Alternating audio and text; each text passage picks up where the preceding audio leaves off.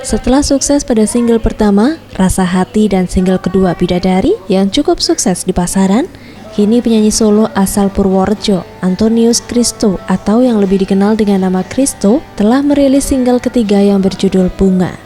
Ketika ditemui di salah satu stasiun radio di Palembang, Kamis 8 Oktober 2015 mengatakan, single ketiga berjudul Bunga ini dibuatnya terinspirasi atas kisah cintanya sendiri dengan perempuan bernama Bunga.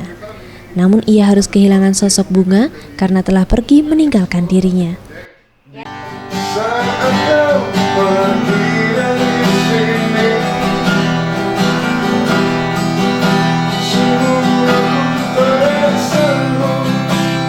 Sementara dalam mempromosikan lagu, saat ini ia masih menempuh jalur promosi melalui radio yang dinilainya lebih efektif karena pasti banyak orang mendengarkan radio. Dan kota Palembang menjadi tujuan kedua setelah Lampung, kemudian promosi akan dilanjutkan di kota Jambi, Padang, Pekanbaru, Pematang Siantar, dan Medan. Untuk promo single ketiga saya yang judulnya Bunga gitu. Sekalian juga jalan-jalan menikmati kulineri Palembang juga sih. Kalau untuk video klip lagi on progress. Rencana mungkin secepatnya setelah promo tur Sumatera, terus saya kembali lanjutin untuk progres video klip.